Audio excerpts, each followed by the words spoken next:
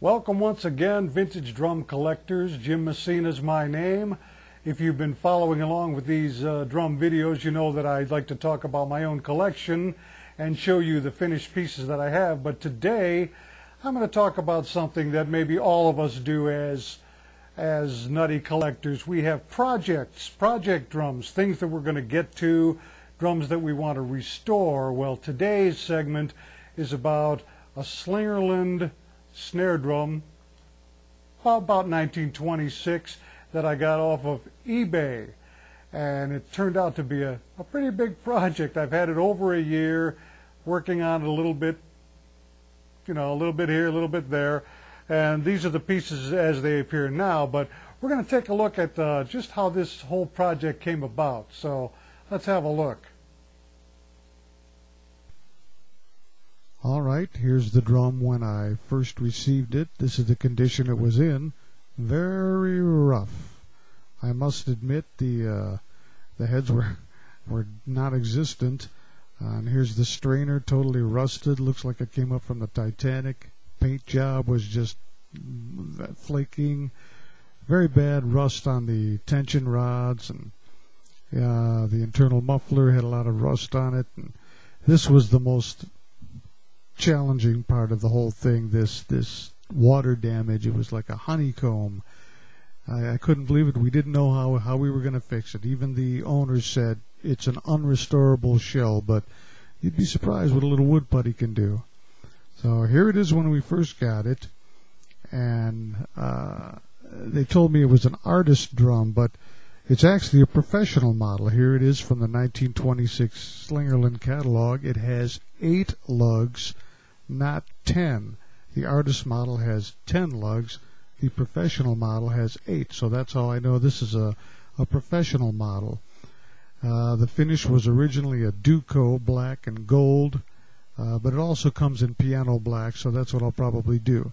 So the first thing we had to do was get those reinforcement rings out and get them clamped up, and you can still see that heavy damage to that lap joint there that has to be repaired. And here's the repair in progress. Look at all that damage next to that piece of wood. It's a lot of wood hardener in there, a lot of sanding to go here.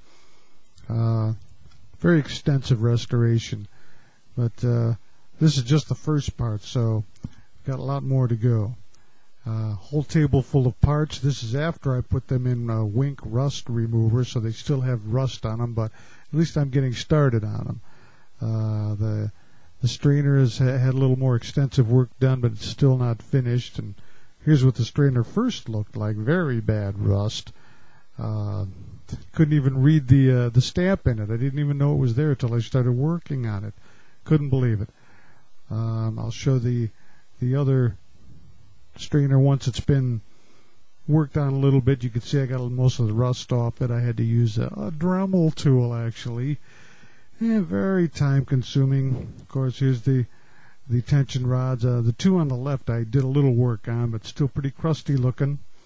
Here are the tube lugs, 2 of which I polished up a bit just to show you the difference between the non-polished.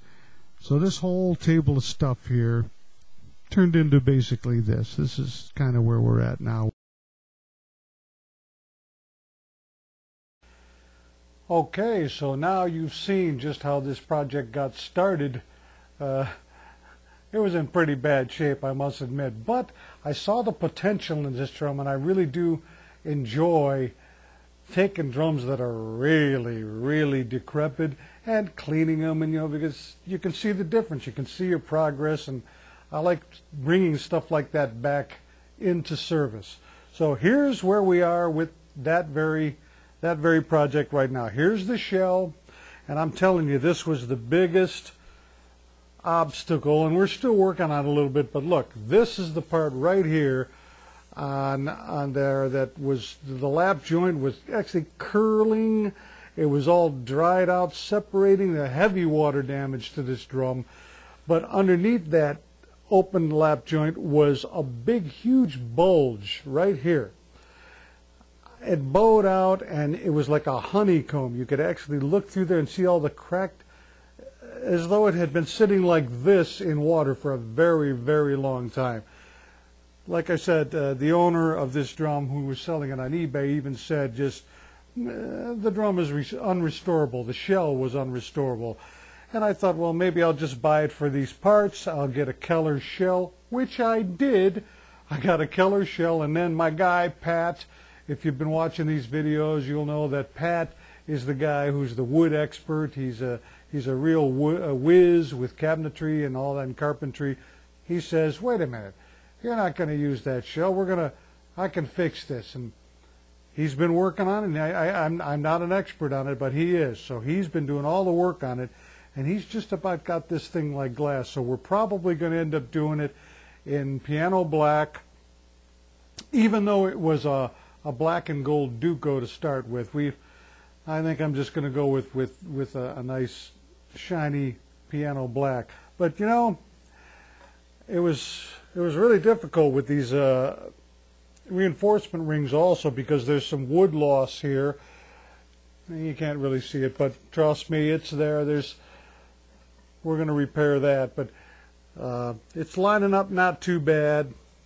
I'm just so pleased that the whole thing is going to come together, because I had given up on it. I didn't think it was going to work, but this is kind of the fun part. I don't know how many of you do this, but you know, when you're working on a project, it takes a long time to do, and you're excited you want it to be finished, and so you take what you got and you start putting it together. These are the single flanged hoops. They were in horrible shape also, but I did a lot of buffing, and I still got a lot of work to do on those. But it's fun to start putting together whatever you can just to get the look of it. And I'll tell you, this drum's going to really be cool once she's all painted up and ready. Now I went out and got some American vintage Aquarian heads. Roy Burns puts these out. They're slightly larger, but even with this shell, you have to push this down here. It's going to be a tight fit, but it's going to work. Contemporary heads, after, you know, maybe the 60s heads would not work on this, but it's really going to look nice. Well, this just helps you get the idea of what it's going to turn out like. And of course, you know, you take a lug and you stick it on there, and you get all excited and how good it's going to look. But really, I think this drum is going to be really nice once I get it all painted up. The collar hooks are the chubby type. In fact, I'll take some close-ups of this stuff in a minute here, but you can see how it all came out. I'm pretty excited about it, so stick around, because I'm going to be talking more about wacky projects after this. I mean, this project is complete. Everything is here. It makes sense, and it makes sense to restore it, even though it didn't look like it with this shell. But some things, you know, are just wacky orphan drums, and we're going to talk about that in the next segment. So I'm going to show you this hardware close-up, and Jim MESSINA, Gumph, G-U-M-P-H 1234. Check it out for more videos. Let's take a look at this hardware a little close-up. Okay, here's where you can really see that damaged part of the shell. A lot of wood putty, a lot of really expert sanding. I mean, he's got that like glass, even though it looks very rough. I'm very pleased with that. I can't wait to see how that turns out. It was really tough. I'm doing a lot of work on the inside, and even those holes are a little bit rough, but you can get a better look at it there. The snare wires I'm probably not going to use. I'll probably put contemporary ones on there.